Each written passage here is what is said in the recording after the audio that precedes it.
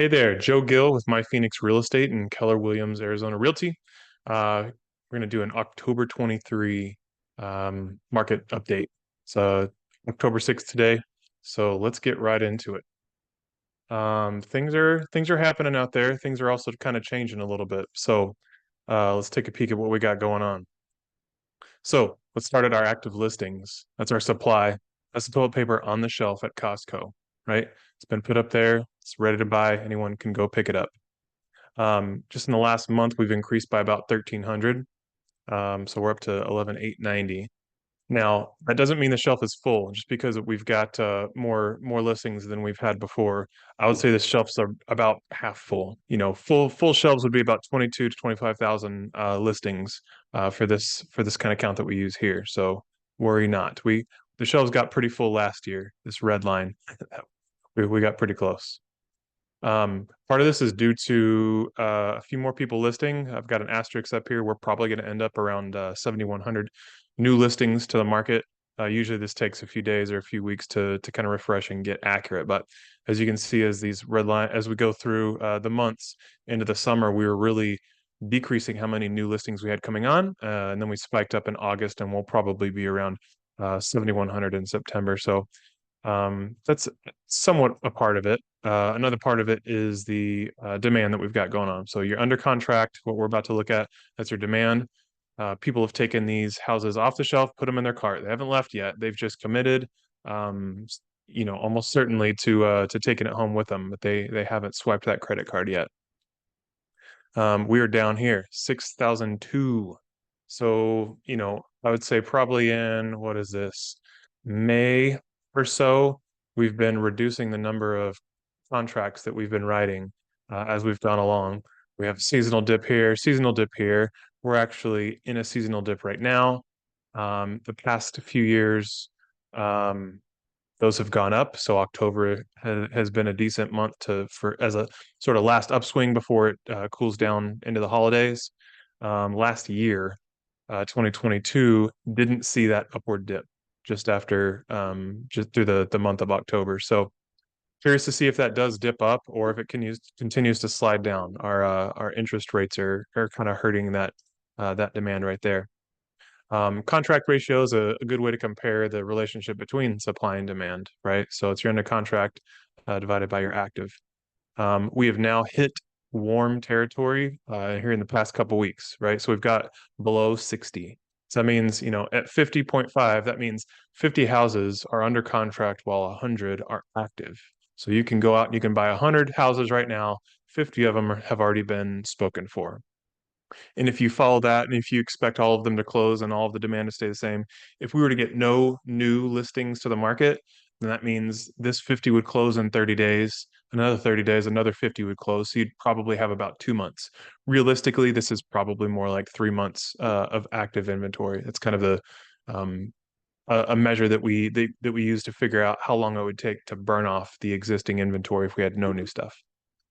So let's take a look at closed sales. We've got the shoppers. They've left Costco with the TP they just bought. They just swiped the credit card. Now it belongs to them. That is closed. Um, let's look at it seasonally, right? So because of how the past few years have been, I chose 2018 to actually look at some seasonalities.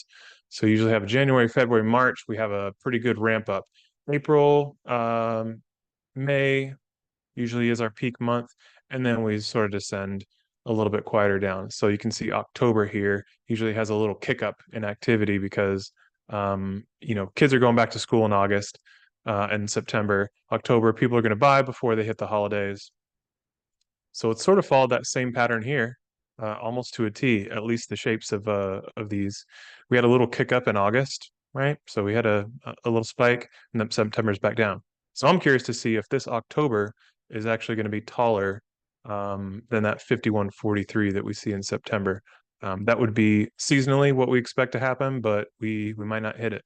It might be cooling off a little bit more by then. So we shall find out. One way to look at where we're headed is to use a Cromford Market Index, right? So this is the line. Things are looking good. Ooh, people are buying. Sellers are happy. They're getting ready to list their houses. In a couple weeks, conditions are looking even better. We started to see some multiple offer scenarios here, and we probably saw the peak of the demand probably, I don't know, within the past month or so. This has started to trail back down. I know it looks steep in this picture, but it's not dire. I'll show you the next one. So sellers are happy in the spring. In the fall, things are just going away from their favor. It doesn't necessarily mean that they're sad. Doesn't mean a buyer's market. Absolutely does not mean that. That's not what I'm saying. Um, so here's a little look at what the Cromford Market Index was doing last year. Now that we know what then happened afterward, so we hit peak Cromford Market Index point here, and we started to see it trail down. So we said, okay, the tides are changing a little bit, and we see that the conditions are going out of favor of the sellers. 14 weeks later, we see the peak price here in week 20. Took 14 weeks for that really to take effect. Now, you can see how steep it was sloping down. We're like, free fall. But when you compare that to this pink line, which is us now, that is not a free fall. That is a mild um, camping of seller favor. And we'd have to make it all the way to this blue line down here, which we did last year around October and November before we really see buyers getting the upper hand, right? So we'll ride this out. If we see this just take a huge dive, then that means we've got some major changes. But with it being this shallow of a change, I don't think we have any rugs being pulled from under anyone's feet. This is just a softening, and it's seasonal. I mean, to be honest with you, it's kind of nice to have a seasonal year. Um, so for sellers, that's the color really relates to sellers. So you've got more active, so that means more competition. You've got less under contract. You do have less new listings, so that's in your favor. You have lower contract ratio, lower Cromford Market Index. Things are just kind of getting into the holidays, getting into the quiet season. It's normal. Don't worry. Um, this one is geared to sellers, right? So, let's put it on and wait. Well, if you put it on 15% above what it really should sell for, you're probably not going to have any movement. Nobody's going to entertain it. You don't want low ball offers anyway. What we're seeing is that you get showings and offers when you're within 2% of what it will actually sell for. You're within 2% of the market. If you get showings, no offers, you're outside. You need to make a price adjustment. If you get no showings, no offers, then you're completely out of market.